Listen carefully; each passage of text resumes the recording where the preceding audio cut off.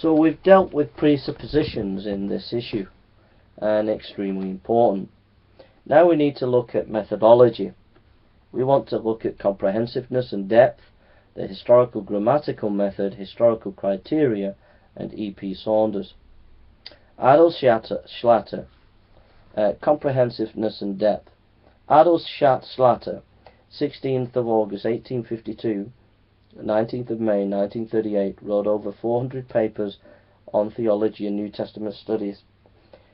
He is ranked with one of the great theologians of modern times and equal in stature to that of Bultmann. His historical method will be used for this lecture. He advises that you avoid sectarian bias, that you study all relevant material before you can come to any conclusion. He seeks to understand the historical context of any given ancient text. He gives equal time to primary source material and engaging with scholars in the field you are at work in. I think this method gives you the comprehensiveness and depth. Adolf Schlatter, significance of method for theological work. B. The historical grammatical method. Next, I hope to use the historical grammatical method of Dr. Bob Utley. What that means is we get ancient text in their context. And you can look at Dr. Bob Utley's book on hermeneutics at www.freebiblecommentary.org seminar textbook. Third, historical criteria. I hope to use the methods that historians use in assessing hypotheses for historical data. This means my methods try to keep within the mainstream of historical scholarship. Also, it is very important to note as we use the historian's tools, it means we are using historical data as evidence and not presuming or defending an inspired Bible. I believe the Bible is the Word of God, but my argument is an historical argument, based on historical evidence. Explanatory scope.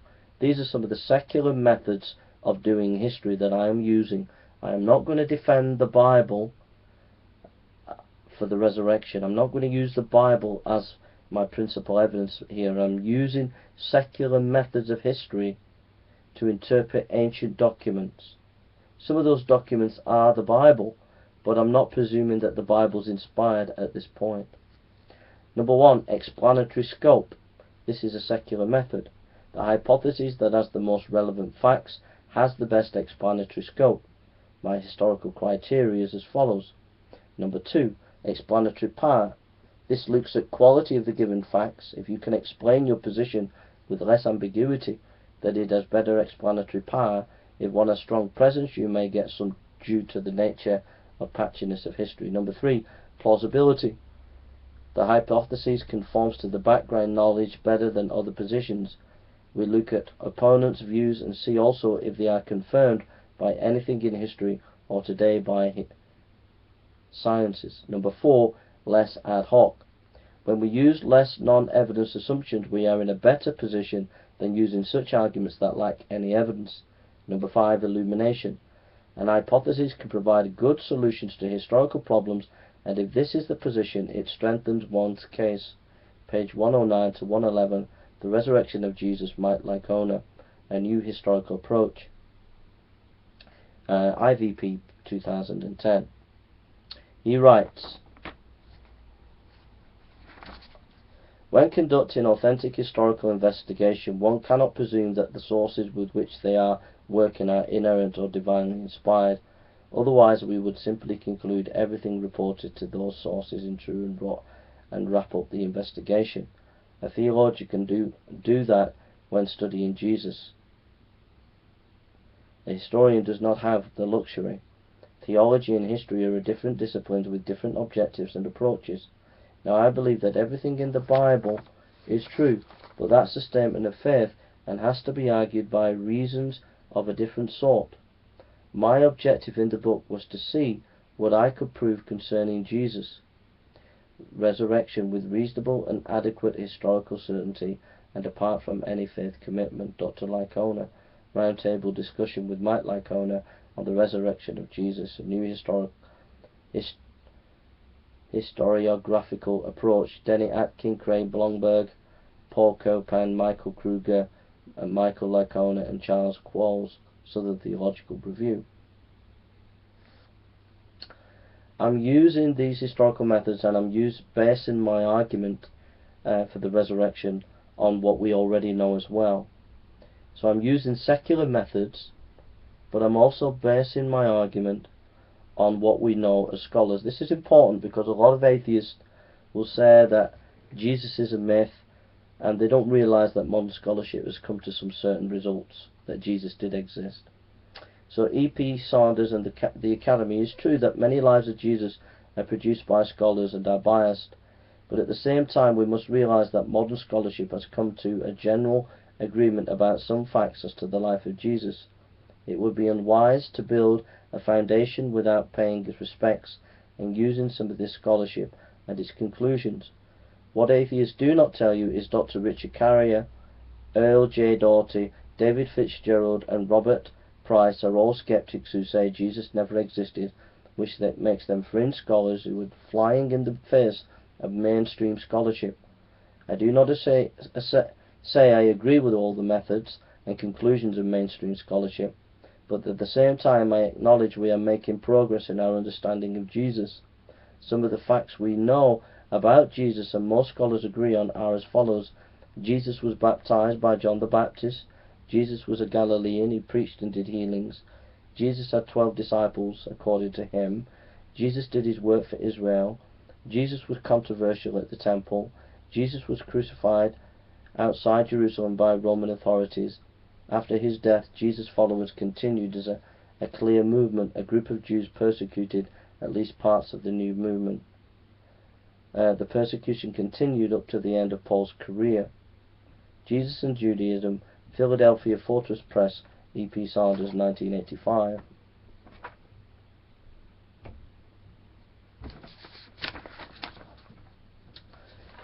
So, let's look at some evidence. First of all, evidence of the Gospels. The Gospels can be traced back to show that the early historical source material. Now, when I say early, I mean early. Early is in three types for me. There's early in saying that the Gospels were written before AD 70. That's a different debate. I believe that. But for the sake of argument here, I'm just using what general scholars use. When I mean early in the sense of a professional historian would see early source material. Early source material could be within the first 50 to 100 years, even the first 200-300 years.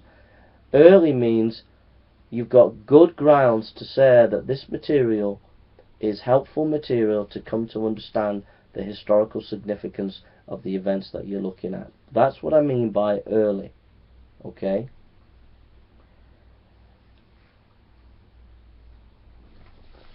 Right, AD 180 AD, Tatian, an Assyrian, a Christian theologian, lived about 120-180. His text, the Diatessaron, is a harmony of the four Gospels.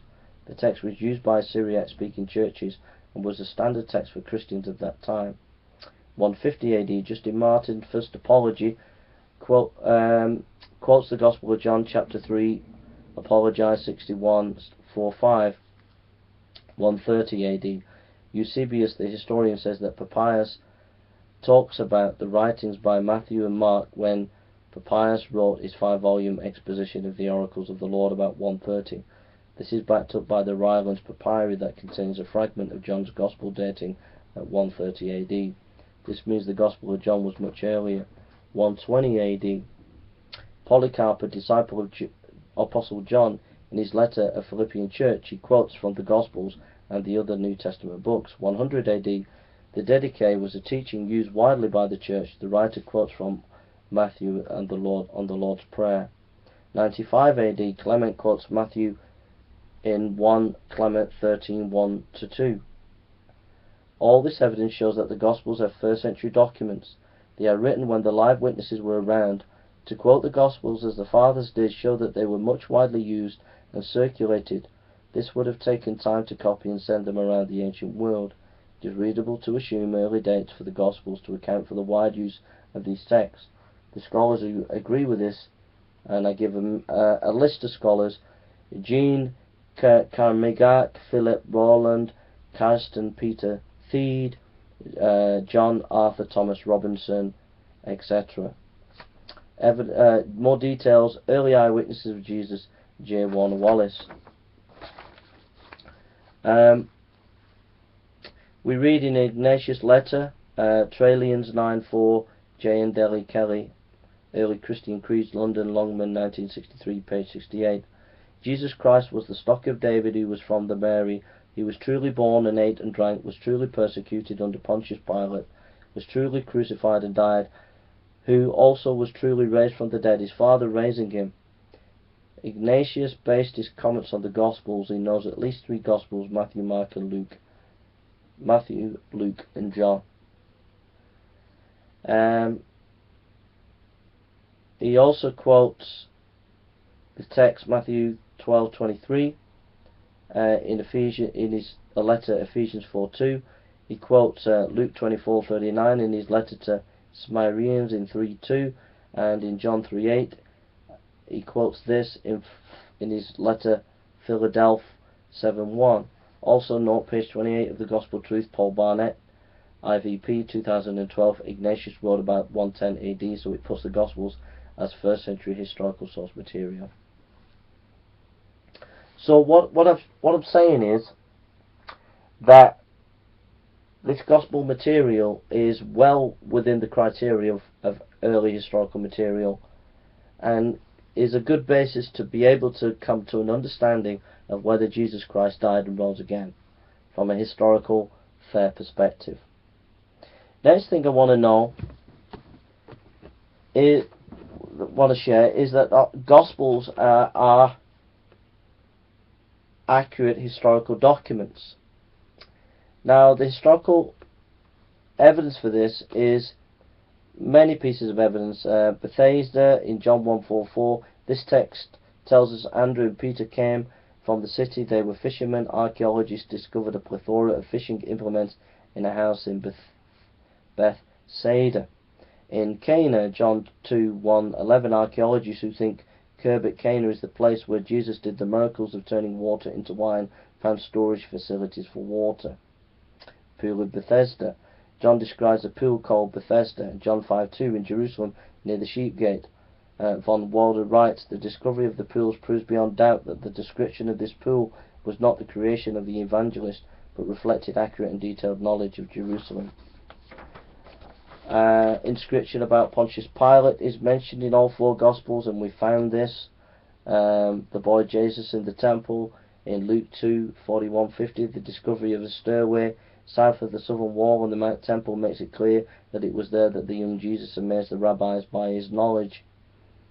And basically, there's a whole plethora of historical material that we found that proves that the Gospels are reliable. When they comment about history, they are accurate, and we should be more of what we would call as historians a maximist position rather than a minimalist position to the Gospels. That's important in this debate of whether Jesus rose from the dead, because if we can't rely on the Gospel material, then our whole argument falls to the ground. But if there is good historical evidence to show that the Gospels are accurate historically, then it puts us in a better position to know whether what they're saying is actually accurate.